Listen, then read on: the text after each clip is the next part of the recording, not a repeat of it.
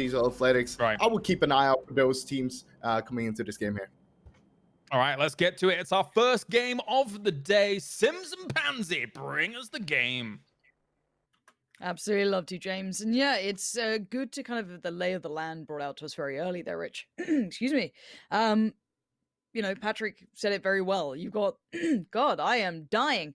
Omicron, Tornado Energy, a couple of names that have really stood out to us, specifically on Miramar, bear in mind. Now, it has shifted a little coming in towards the likes of Erangel, but we have seen them going pretty hard early on. I mean, the points coming in for Omicron were insane. The kill points alone were very impressive. Now then you look to something similar from Tornado Energy. These teams absolutely frag out here. Now, if anyone else can join them, we've got a bit of a, I don't know, more competitive lobby. Northern Lights, maybe. Throw them in there. If we see a good Northern Lights, I'll be happy.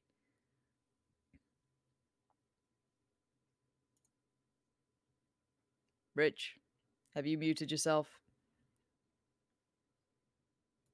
I think Richard's dead. Oh, okay, so I have muted myself. That is completely and utterly my bad, and Hello. I do apologize. Sorry about that. I'm talking away about what I'm seeing on the map at the moment with Team Liquid and Northern Lights going above them and not realizing I actually muted it in-game as opposed to my my GoXLR. Nice, so apologies for that one. nice. It's, you know, we're all allowed it. It's the first time I've actually done it on broadcast, so No you know, worries. You pulled a can- James. there we go. We can. I mean, yeah, I suppose. Wait, he knows the same pain as I do because it's just an easy mute button. He has the same pain. But we have a good circle, Rich. We have that nice kind of westerly circle, which does tend to be quite a fun game. We see that one big slice down the middle of all of it, obviously away from that western cliffside that does kind of pose for a good game. And looking at the teams who have early shots at this, we have Omicron in there, we have Tornado Energy, and well, obviously FaZe, DA, and the Sauna Boys, and obviously not forgetting Na'Vi. Something like this, where you're expecting it more towards the southern side, it's good for an abundance of teams that don't have to stray too far. You would have had other ones that have had a lot more room, so to speak, but a bit more of a wider rotation. If you were looting somewhere around the north, or even specifically the northeast, there aren't too many. We have seen a Campo Militar drop more recently, so there are a few teams that could have been on the worser end of this one. It is going to be highly condensed more on that eastern side, which is rather problematic if you are wanting to do a bit of a death run. If you have it coming across straight from the east, from like Los Leones, it depends what kind of road you want to take or routes you want to be taking. For most teams, they will avoid those main roads. You've seen what happens when we go to a coastal side. If you're running the coastal roads, there's usually entrapments set up, people that are going to be camping out with the cars on the hillside. You probably still will get a team or two that want to take it all the way down to the south and just run it past Valdemar. You get the odd team now and again that does like to do it. It can be a bit treacherous, but you'd probably anticipate a lot of teams setting up early. And this is just with how this circle is, because you've got so much of that western cliff face in play here. I mean, hell, we can look at this circle, Lauren, and instantly say 25-30% of it, it's unplayable. So already this is going to condense teams down and force them to move early and try and stake their claim, get a good position on this map, because it's going to be highly contested when you arrive to here. There is very limited room for maneuver, and honestly, it even forces, because of where the circle, of how this circle is, you don't have a western path to rotate into. It is totally blocked off, so your options are going to be quite limited. No, and I see that example that you bring up perfectly in the likes of DA moving quite early. Yes, they were somewhat in the circle. They're obviously the ones who loot very near the likes of Liquid and Picardo.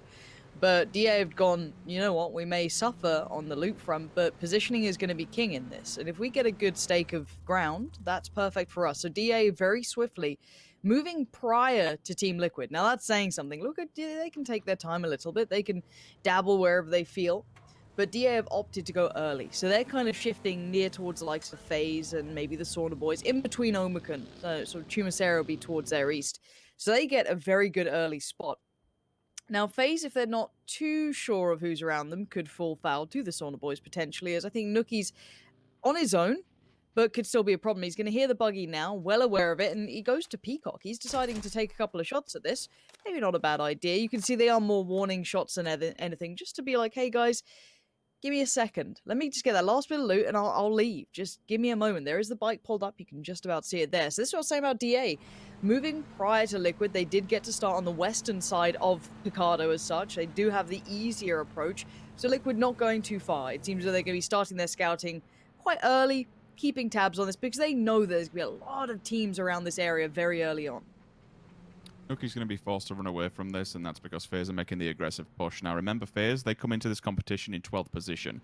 All right, we're not even halfway through this competition yet, but it's certainly not a reminiscent place of what we kind of hold FaZe to. They have to do a lot of work to be able to claw these points back and get up towards that top 3, that top 4 spot. No wins in the bag yet. I think out of the top 6, it's only Omicron who've yet to get a chicken dinner to be able to solidify themselves, everyone else with a little bit of a gold medal up there. But it's still a massive statement when you have 3 teams that are on multiple wins, you know, 2 apiece between them. They're the top 3. You jump again through Omicron, but still, it does set a statement that these wins are going to be making points, and a lot of these teams are capitalizing when they get to those end circles. They're not just standing by idle. They're not just waiting for the circle to come to them and then hope that everyone's dead on arrival. They will third party. They will get involved. They will take as many. They won't take fights directly on, but they will get involved if the timing is right. If there's opportunity to steal points away from them, they're going to do it, because this point gap, if you're down below at the moment 10th position, and over the next 2 days, if you stay down below 10th position, you ain't going to win this. There's just not going to be enough maps to play when we get to that final weekend. So everyone this weekend that is probably 7th place below the 50-point mark, in my opinion, has a hell of a lot of work to do. With only 4 games a day, it can run away with you very, very quickly. No, I think this sort of format favors those who consistently frag out. Maybe not consistently place, but those who can on a regular basis, you know, but be it just on Miramar even, but they can get points in the bag. Now, I guess I guess that goes into more of a meta discussion, which we can come to, but a quick kill for Fex, that was far as you like as well. Next, you're going to be feeling that. I don't think a flush is available, as you can see the hillside, but if Vard keeps going... Oh, Vard, this is maybe a little bit too much here. James is going to wait for this. As soon as you get out, you're dead as anything. Yeah, a little overextended there, Vard. A little thirsty maybe for, I don't know if it's positioning or what, but yeah, James can just hit the deck, wait for support. Miraku could be his downfall. A quick smoke to try and create a bit of a barrier, but, well, there is no physical element to that barrier. It is just a smoke, so the shots and the nades would do just fine, as Miraku is going to find James, and now suddenly Liquid looking a little rough around the edges. Support did arrive, and it looks like James might just sacrifice himself to get Mexi back on his feet here and buy a little bit of time for those rotations. As soon as the knock came in, you just saw that the TSM player just snap and turn around on the bike and head up. Yes, it has unfortunately ended with him costing his life, but there is a response there. There is a trade. The question is it worth it? Other teams are going to start to realize the position on them. They're going to maybe make some ground. The rest of TSM have come across to this to try and rally the troops and get themselves together.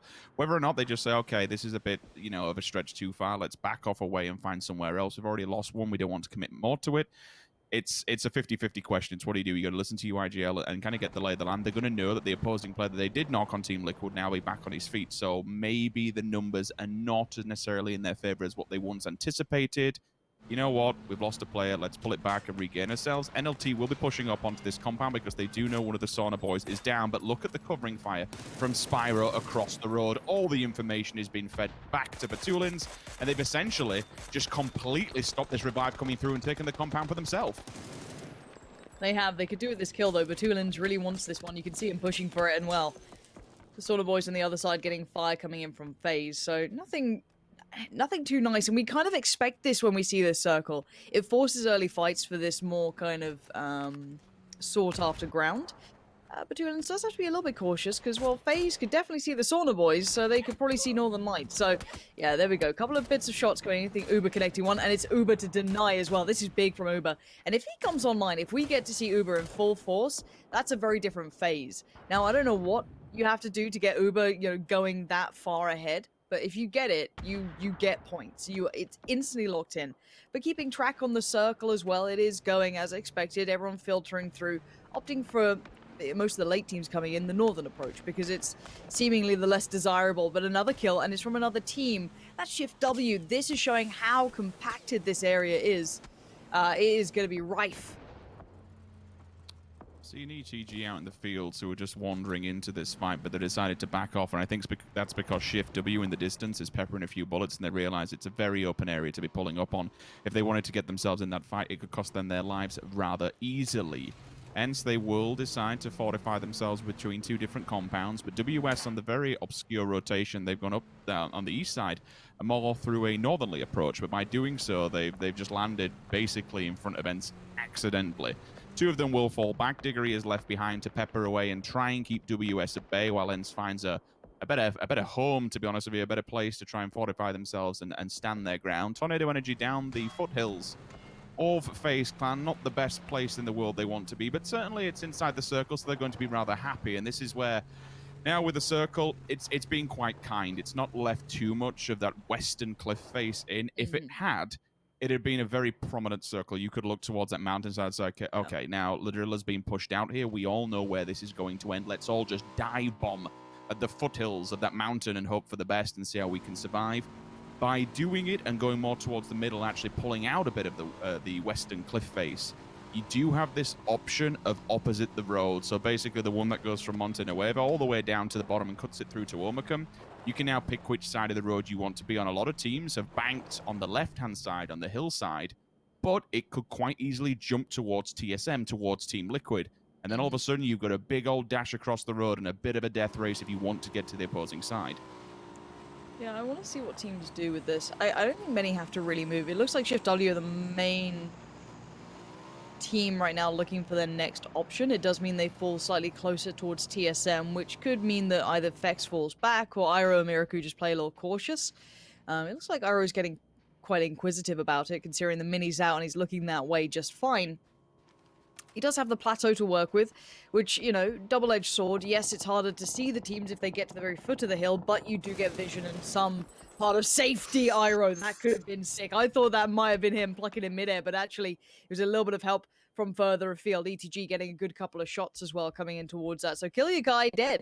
Now, again, Shift W were the main movers in this circle, though. As soon as that adjustment came in, they were the ones straight on the vehicles, kind of moving like a little east and then just hitting south. So let's watch this one back if we can. Have a little look on this one. Kiliakai up in the air. Boom, boom, boom. See you later. Iroh sharp today. Very nice indeed. But beyond that, I don't think too much movement should happen at this point. I feel as though, once again, most people are in a somewhat safe area, and we're looking to see if it hard shifts. If this moves and cuts a large amount of the, you know, the teams out of the circle, then we're going to have those fights. And Chris is about to run the same sort of gauntlet we just saw from Kiliakai, and it has shifted north. Now, that's not, again, too much of a bother. It may put you in a subpar position on maybe that western side. You can see a couple of those houses there. Na'Vi might have to go, well, it's our best bet. We can't come into that middle slice late. Not going to work. Monte Nuevo still available if you're in, you know, a bit of a desperate scenario. That's the best way to cut it, right? Monte is going to be that last-ditch attempt. You just want to get in here. You just want to survive and get as close to the center point of the circle as possible. Then you're going to do it. WS can, bit of a hot skip and a jump for them. They can cross the road and dive in and go to the houses front forward. You have that like little arena area that you can kind of tuck behind. They should do that with TSM on the plateau up top above them on the oil cylinders. It becomes a lot harder for anyone else getting out of Monte Nuevo. They can strangulate all the teams and just pepper so much bullet and so much damage into anybody who wants to try and claw the side of their hill. For everyone else, it's a full-blown send. DA are doing DA things, and somehow they've managed to make it work. Nice is it position. fragile? Is Very it nice. minuscule? Yes, it absolutely is, but look at how central that point is. They are kings of High the ground mountain, and they've too. joined the ranks of everybody else. I'm surprised they've managed to do it. Team Liquid will be the next ones to try and follow them. They can't go as far upside the hill, but you know what? The garage compound, the large structure will be more than enough for now. It is on that backside. There is going to be a bit of land that they have to traverse to get up and over the hump as you go into Monte Nuevo and across to the other side. Ira does fall down. We need to make note of that. Offstring sees him. This was the back build from WS. I didn't realize Ira was down low. I thought he was up top with everybody else. He was. Maybe he was initially. last of the party, or so he's actually wandered down here to try and keep a track on these guys, and it's cost him his life there. Yeah, it looks like that might be the case. And again, yes, Fex has got back in, but the res on Iroh will be tricky, and it might mean that they give up the high ground there, which, again, you've got to kind of consider, is this the optimal way to do it? It looks like they're in the vehicles. I see Fex in the vehicle, so maybe they're willing to sacrifice to get him back on his feet. Shift W trying to keep things together. Now they've thrown themselves into it. Miraku pulling up, upside down, turned around, but it's Fex with the cover. Lovely work from Fex. keeping his buddy safe, doing everything he has. But now Miraku instantly falls. Big trade from Kemba, and now suddenly TSM worse for wear. 2 HP is all that's left with Vex, and he was the player who stuck to the high ground. If the other teams know this and they can work out where they might be, that's very vulnerable. Now, that could be stolen away. It was a very valiant effort to be able to get that knock initially on the one player to support him, and then unfortunately just goes down with the amount of people that are going to be throwing their bodies at the walls. Omicron, they'll be the last ones to try and make this happen. Excuse me, no, bystanders are directly behind them in the blue, and they may be following this same path, so we'll have to keep an eye on this area because it's going to be littered and scattered with players. Na'Vi, Northern Lights on the opposing side, the Solar Boys up top. Omicron are going to be firing into this one as well, but the bystanders will be coming behind Na'Vi, and there is nowhere for them to go. So the question is, one, do they fight off against Na'Vi, or do they just become a distraction? Do they just become a point of interest that Na'Vi have to deal with first? Well, Na'Vi's inside the circle, so they absolutely do. They need to take this fight, and they need to clear the bystanders out. Now, correct me if I'm wrong, we saw DA playing together, I believe, in a similar area, whether it be, you know, in a LAN environment or not sure, but it looks like Tab, Senya, and Besto are all together as well, so this could be a big performance from, Na'Vi, look at that, completely destroying the bystanders. These guys are taking this serious. This is a big commitment as well, considering the state of the world. If they're going to get together, you know, take it as safe as they can be, and they're going to really commit to this, this could be a big move from them. Now, again, we'll see if this comes through with any more, you know, results, but Na'Vi do control the west. Yes, it's the southwest, but it's still the big portion of it. Omicron getting curious, but let's look at Clib. This is Liquid trying to maintain that lower ground position we noted. Yes, it's not the prime spot, but it was central, and it's kept them in to this circle as well. With Vex pulling up, they're well aware. Clib seems very much on board, but Clib's been a monster. This is a big fight between two big dogs as well. Keep in mind, Vex has been an animal for TSM, but not today. He's not allowed any of that chance. Liquid instantly push out as a squad. You got Ibby moving and you had Clib getting the attention and Mexi holding the wide swing. I like that. Does give away their position, so DA going to be keeping note of that. You can imagine DA now taking notes of, okay, we've got Liquid here, we've got Shift W here. They know who's around them now.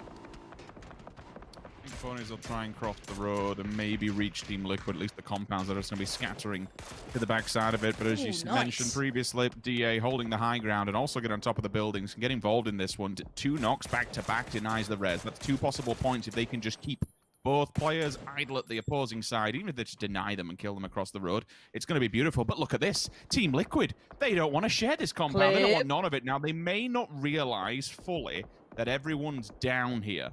If they can go for, if they do and they just want insta flushes, fair play, but they have to be very careful. They've already lost one person.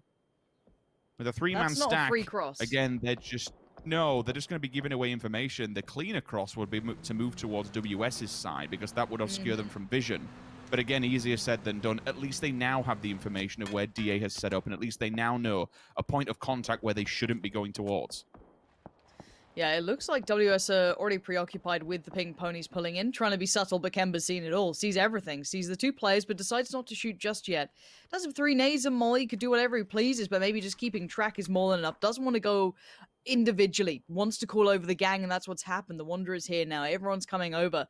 But they're going to be held a little accountable to these guys. They can't switch their attention elsewhere, and they'd probably like to worry about the actual circle. But they know there's a time limit with the pink ponies, so maybe they can wait this out and catch them on the way in. Mexi getting curious, but not pushing too far.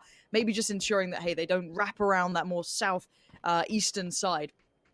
For now, their offspring still patrolling around the rocks looking for them, and it looks like Vampire is looking up as well. There's the first bit of contact, and now they both know they're kind of screwed here. This is about timing, and for WS, you want to secure your way forward as well as getting these 2 kills, because without them, you're going to have a team in your back, which is not what you want already, though. Aim, low ground, finds a way through. Oh no, this is a problem. That's Rustamar. That's another team, and that's got Kemba very low. It has, and he's got a very small window. 1 HP. Come off it. If you've managed to pull that off, that is disgusting. Senya's back on his feet because Na'Vi regrouped. At least 1 player did. Pink ponies are struggling. They're being strangulated by WS up on the hillside.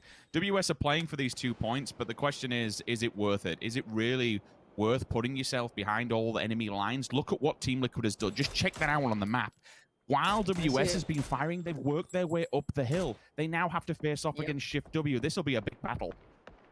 Yeah, it will be. Clib leading the way. Ibby's there. First bit of noise made. They now know what's going on. Zoka and Braxco hit the deck, get themselves ready. Good damage initially They want one of these kills quickly. Zocca's now going to have to hit the reload. They might just start pushing on this. Yeah, you can see Mexi testing the waters. Flash getting ready. Flash comes in. Zocca blinded. And you're going to see Brexco just keeping control of the window. He has to. There's now players absolutely everywhere. He takes down one with him. He needs more, though. Doesn't get more. That is all you're going to get from Liquid. But there's still Chris around. If he could find a way in, that could have been a different picture, but it wasn't to be. The red's going to come out. Does Chris find the timing to push? He's tempted. You can see the temptation beckoning. Molly to hand. Molly through the window. If that finds position, that's a problem. I don't think it's going to do as much as he'd want. No, it does find Mexi. It's found Ibby. Oh, dearie me. He set fire to the small little cabin. And Clib is so displeased. But now further problems. All the teams on the outskirts being crunched together. He's bombarding them, Lauren. The flashbangs in, the arms so up in good. the air. Peekaboo, thank you, Chris. The big man himself stands the test of time with the molly onto 2 and the flashbang up in the air. The utility usage has been phenomenal. He has just manhandled Team Liquid, loses 2 players, then fights back, but still the onslaught will continue. WS is the next opponent. Can Chris continue this barrage of abuse? This would be phenomenal. Look at how he's using these mollies. It's just area of denial to put them into unreasonable circumstances that he can single them out one by one with a follow-up nade. Maybe he gets one. If he does, this would be just tragic. For me, in the nicest way, Chris sometimes is his best when it's just him working. Now, whether or not he could maybe get a better vest or some more utility off all of those bodies, I don't know what Liquid was working with. It looks like he's got a boatload of smokes, and he's just going to try and build those walls. You're right. He used so much utility so well, but the nade, you can't avoid it. It came in well. Offstring played it perfectly. Didn't risk it. Didn't go for the fight individually. Took the nade and went, yeah, that's the better option. Now, in the meantime, I do want to highlight that Na'Vi did make it across the road. I'm quite surprised. I thought it'd be the death of them. Trying to make that run probably would kill most teams, but somehow they survive. And Ivus, you got to hit those, buddy. You don't get many freebies on phase. Yeah, that's a bit of a wobble. I'm expecting one player to fall down, and by Ivus making a ton of noise, unfortunately, it's cost him his life. Sakura will see that one, and it's an easy frag, or at least a knock now. Senya comes around the corner. The first one, nail up doesn't fall, but the damage is done. Instantly spins around, the pins are pulled. Look at that, 2 nades being cycled, up and over we go. Targets found, damage was done initially. Doesn't realize someone's hiding in the bush. Or does he? He sees him. Easy tag, second frag comes through, but now all of a sudden, Na'Vi, it's time to capitalize. It's time to join the fight. Yeah, they have to push him. Besto needs to clear the last player. He's probably going to do it. Yeah, he does. Really well done. Maybe revival for Senya can come in. Maybe picking him up can come through. Redline is eliminated in 11th. We're down to 10 teams here. The Sauna Boys seem to withstand the barrage, but we see the new circle come through. Tornado Energy living in the shadow of DA right now. Mert on the low ground, keeping them humble. I like that. Good pressure to be applied, but he has to stay alive. Smash towards Gustav. That's a different fight altogether. This is the one they want. And Code Marco's finding form. This man is a danger. We haven't seen him come online yet, or at least I haven't for DA. If this is his time to turn up, we're in for a good, and don't try and be subtle with him. This man knows what's up. Breaks the vest, breaks the helmet, but he still stands. But he's got further problems to deal with now. The blue will be hurting in this. We're getting towards the late game. Na'Vi, though, are rolling. That LAN environment has brought them alive. 9 kills for these boys, and it looks like they could be having more. Do they take the fight on the Sauna Boys and Gemty battle? Or do they try and shuffle around? It looks like they're going to go, hey, why not a bit of A and a bit of B? But can they pull it off? Ghostface is moving into the center side at least to try and find a better position. Sakura onto 1, Gemty can go down. Na'Vi now knowing the information of what's going on here and potentially how many players are actually left. If they've been tracking it, they damn well will know this. But as you mentioned, like to have so many frags and actually management to be able to get people back on the feet and all 4 players at this stage of the game to be alive is phenomenal job. No trade off the back of Na'Vi just yet. All of a sudden, Besto, well, he finds face. Kind of look at this. There's no communication. You should be looking this way, Uber. Your back is completely exposed. Onto Uber, onto Itzy. Feeds all this back to Na'Vi. And again, as you said, Lauren, with the LAN environment, the communication should be absolutely thriving right now. You know they're feeling it. You know they're pumped up. You give these boys that little bit of adrenaline, that little bit of additional focus, they start feeling themselves. But the fight is still to come. They have to leave the area they're in, and the high ground is not with them. They've got FaZe up against them, but DA taking on just about everyone, and DA's doing well. Finally lose Almatralius, but that's it. How many kills do these guys have? Because they have been doing well. I don't know if they've been getting the flushes, but they have been in constant fights here and in good positioning. They should be able to shuffle in. Offstring's probably going to be another victim that adds to their tally, as Na'Vi are up to 10 now. FaZe are on the chopping block. I thought Na'Vi might actually be in a subpar position trying to leave here, but no. They've done very well from this. And you do see Mert now being called off as well. It looks like DA's run might be coming to an end, even though they are currently in second place. Northern Lights having to deal with the Finns over in the western side, but that's not just yet. That's still brewing in the background. But FaZe are in all kinds of bother. They are just pinned in.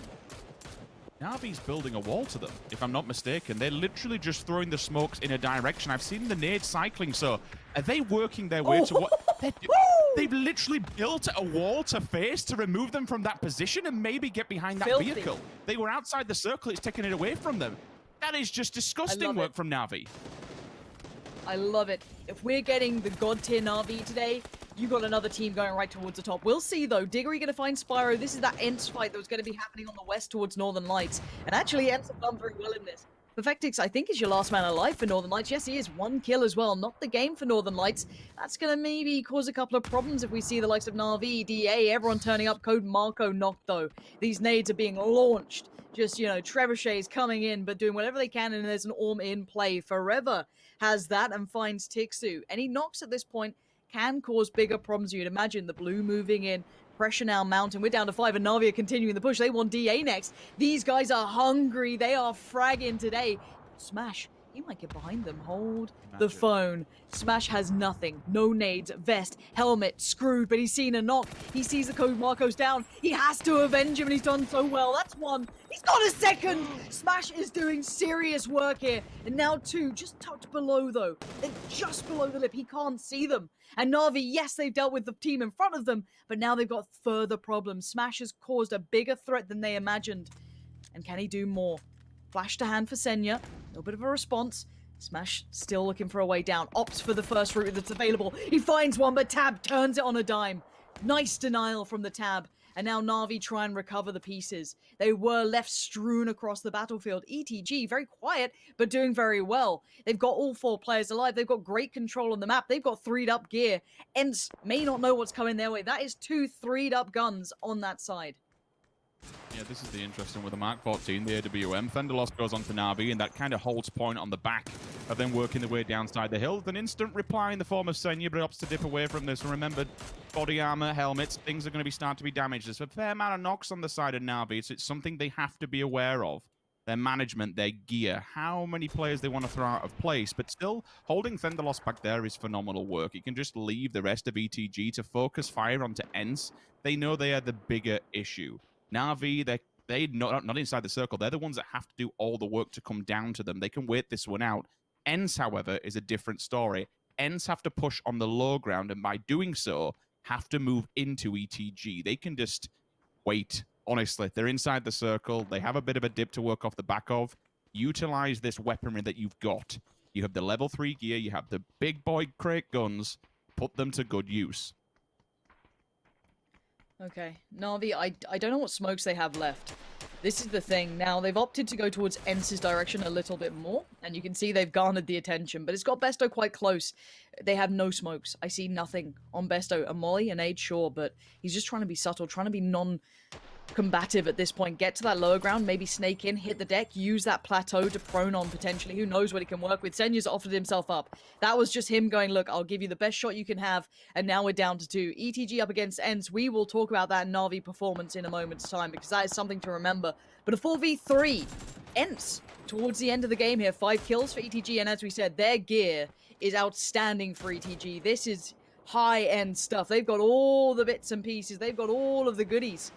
I don't know how you're going to fight against this. This is going to need some, you know, rollback, some classic, some throwback Ence performance. You need your Tixu to come online. You need your Ustamar to be doing some work, and they need to isolate one. And maybe Thunderlost is that one he can isolate, but they still need to win the fight. The nade is going to come through. Wait, hold on. Tixu's found forever. Let's go. Let's see what Ence can do with this. They've already quelled the first threat, but look at the 3'd up gear. There's another. Oh, that could have been a big kill, and it is. There is still plenty to be seen here. Ustamar and Diggory still alive. This 1v1 could decide everything. Oh. Diggory's found another, and now it's just Diggory left with so much in front of him. Is this a 1v1? It is. Now, Diggory can pick up Tixu, but does he have the time? The blue will be on his back. There's points to be had, and he wants them. They are vital to this. 6 kills now. But the 1v1 with Thunderlost. Now, I don't think Thunderlost had the 3'd up gear, but look at Diggory. He's shattered. There's not much to him. And Thunderlost is moving. He's getting closer. He wants to bring the fight in. Diggory now hits the reload. 16 bullets is all he's got left in that barrel. That is all he's got to play with. Thunder way better geared in this. But who sees who first? Diggory looking a little too far to the right here. He might miss him. And Thendalos using the low ground just right. Gets the first tag, but who gets the frag from this Diggory? 39 HP, does have the stim on. Moves up, gets closer. Mini's all he's got now. He is not working in the way he'd want to, but the nade is looking good. Does it find him? Oh, 3 HP. Diggory refusing to die. Still staying alive. The Finn refuses to bow down. The molly being toyed with. Everything's being thrown at him. Hell, the kitchen sink just came past. But Diggory puts one back. He's been forced out of cover. If he hits the shot, this could be exemplary, and it is! Diggory, you absolute